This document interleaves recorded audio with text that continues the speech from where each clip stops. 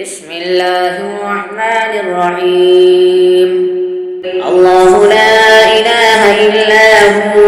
الحي القيوم لا تأخذه سنة ولا نوم له ما في السماوات وما في الأرض من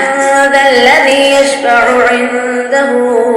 إلا بإذنه يعلم ما بين أيديهم وما خلفهم ولا يحيطون بشيء من علمه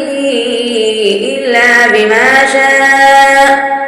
وسع كرسيه السماوات والأرض ولا يؤوده حفظهما وهو العلي العظيم. بسم الله الرحمن الرحيم. الرحمن علم القرآن خلق الإنسان علمه البيان الشمس والقمر بحسبان والنجم والشجر يسجدان والسماء رفعها ووضع الميزان ألا تطغوا في الميزان وأقيموا الوزن بالقسط ولا تخسروا الميزان والأرض وضعها للأنام فيها فاكهة والنخل ذات الأكمام والحب ذو العصف والريحان فبأي آلاء ربكما تكذبان خلق الإنسان من صلصال كالفخار وخلق الجان من مارج من نار فبأي آلاء ربكما تكذبان رب المشرقين ورب المغربين فبأي آلاء ربكما تكذبان مرج البحرين يلتقيان بينهما برزخ لا يبغيان فبأي آلاء ربكما تكذبان يخرج منهما اللؤلؤ والمرجان فبأي آلاء ربكما تكذبان وله الجوار المنشآت في البحر كالأعلام فبأي آلاء ربكما تكذبان كل من عليها فان ويبقى وجه ربك ذو الجلال والإكرام فبأي آلاء ربكما تكذبان يسأله من في السماوات والأرض كل يوم هو في شأن فبأي آلاء ربكما تكذبان سنفرغ لكم أيها الثقلان فبأي آلاء ربكما تكذبان يا معشر الجن والإنس إن استطعتم أن تنفذوا من أقطار السماوات والأرض فانفذوا لا تنفذون إلا بسلطان فبأي آلاء ربكما تكذبان يرسل عليكما شواظ من نار ونحاس فلا تنتصرون فبأي آلاء ربكما تكذبان فإذا انشقت السماء فكانت وردة كالدهان فبأي آلاء ربكما تكذبان فيومئذ لا يسأل عن ذنبه إنس ولا جان فبأي آلاء ربكما تكذبان يعرف المجرمون بسيماهم فيؤخذ بالنواصي والأقدام فبأي آلاء تكذبان هذه جهنم التي يكذب بها المجرمون يطوفون بينها وبين حميم آن فبأي آلاء ربكما تكذبان ولمن خاف مقام ربه جنتان فبأي آلاء ربكما تكذبان ذواتا أفنان فبأي آلاء ربكما تكذبان فيهما عينان تجريان فبأي آلاء ربكما تكذبان فيهما من كل فاكهة زوجان فبأي آلاء ربكما تكذبان متكئين على فرش بطائنها من استبرق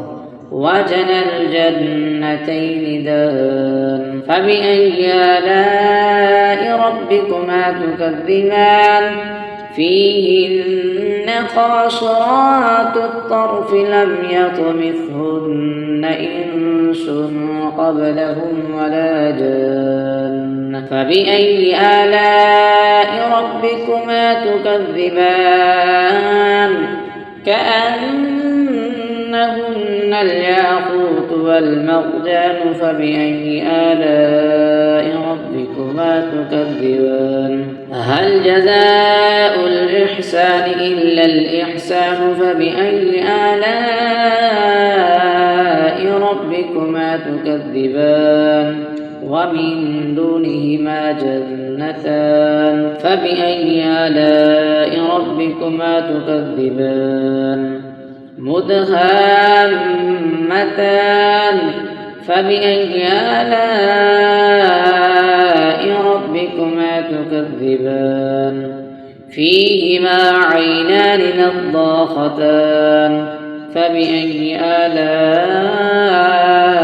ربكما تكذبان فيهما فاكهة ونخل ورمان فبأي آلاء ربكما تكذبان فيهن خيرات حسان فبأي آلاء ربكما تكذبان حور مقصورات في الخيام فبأي آلاء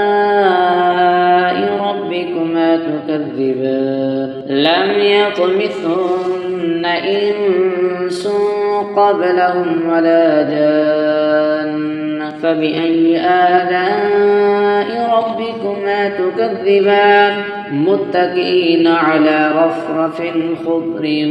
وعبقري حسان فبأي آلاء ربكما تكذبان تبارك اسم ربك ذي الجلال والإكرام صدق الله العظيم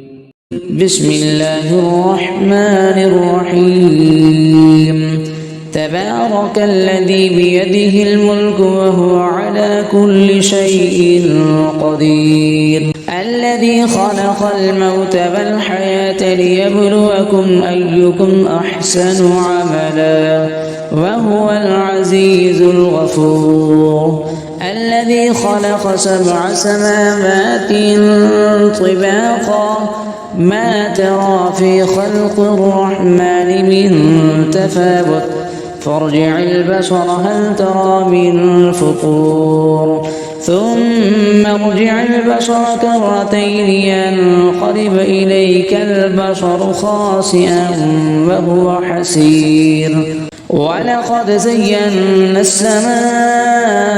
الدنيا بمصابيح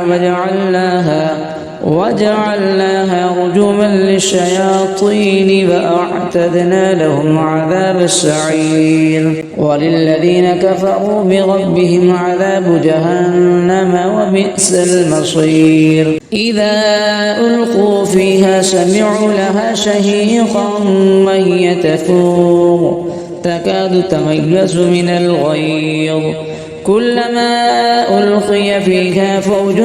سألهم خزنتها ألم يأتكم نذير قالوا بلى قد جاءنا نذير فكذبنا وقلنا ما نزل الله من شيء إن أنتم إلا في ضلال كبير وقالوا لو كنا نسمع أو نعقل ما كنا في أصحاب السعير فاعترفوا بذنبهم فسحقا لأصحاب السعير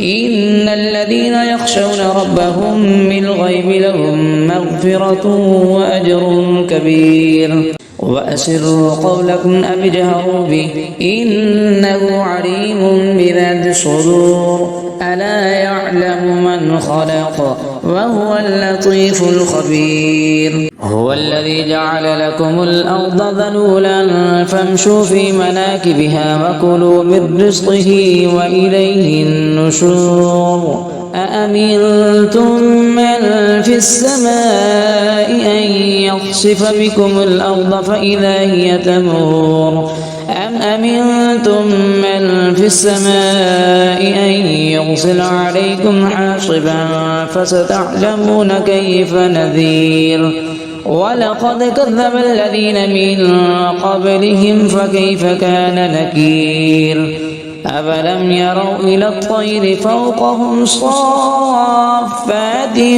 ويقبضن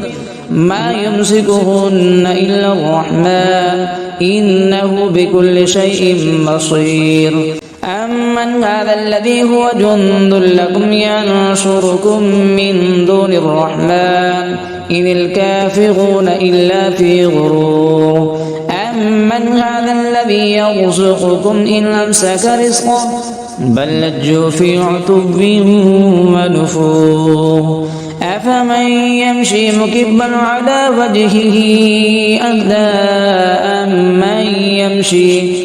أمن يمشي سويا على صراط مستقيم قل هو الذي أنشأكم وجعل لكم السمع والأبصار والأفئدة قليلا ما تشكرون قل هو الذي ذرأكم في الأرض وإليه تحشرون ويقولون متى هذا الوعد إن كنتم صادقين قل إنما العلم عند الله وإنما أنا نذير مبين فلما رأوه زلفة سيئت وجوه الذين كفروا وقيل هذا الذي كنتم به تدعون قل أرأيتم إن أهلكني الله ومن معي أو رحمنا فمن يجير الكافرين من عذاب أليم قل هو الرحمن آمنا به وعليه توكلنا فستعلمون من هو في ضلال مبين قل أرأيتم إن أصبح ماؤكم غورا فمن يأتيكم بماء معين الله ربنا ورب العالمين صدق الله العظيم بسم الله الرحمن الرحيم يا أيها المزمل قم الليل إلا قليلا نصفه أو انقص منه قليلا أو زد عليه ورتل القرآن ترتيلا إنا سنلقي عليك قولا ثقيلا إن ناشئة الليل هي أشد وطئا وأقوم قيلا إن لك في النهار سبحا طويلا واذكر اسم ربك وتبتل إليه تبتيلا رب المشرق والمغرب لا إله إلا هو فاتخذه وكيلا واصبر على ما يقولون واهجرهم هجرا جميلا وذرني والمكذبين أولي النعمة ومهلهم قليلا إن لدينا أنكالا وجحيما وطعاما ذا غصة وعذابا أليما يوم ترجف الأرض والجبال وكانت الجبال كثيبا مهيلا إنا أرسلنا إليكم رسولا شاهدا عليكم كما أرسلنا إلى فرعون رسولا فعصى فرعون الرسول فأخذناه أخذا وبيلا فكيف تتقون إن كفرتم يوما يجعل البلدان شيبا السماء منفطر به كان وعده مفعولا إن هذه تذكرة فمن شاء اتخذ إلى ربه سبيلا إن ربك يعلم أنك تقوم أدنى من ثلثي الليل فنصفه وثلثه وطائفة من الذين معك والله يقدر الليل والنهار علم أن لن تحصوه فتاب عليكم فاقرؤوا ما تيسر من القرآن علم أن سيكون منكم مرضى وآخرون يضربون في الأرض يبتغون من فضل الله وآخرون يقاتلون في سبيل الله فاقرؤوا ما تيسر منه وأقيموا الصلاة وآتوا الزكاة وأقرضوا الله قرضا حسنا وما تقدموا لأنفسكم من خير تجدوه عند الله هو خيرا وأعظم أجرا واستغفروا الله إن الله غفور رحيم صدق الله العظيم.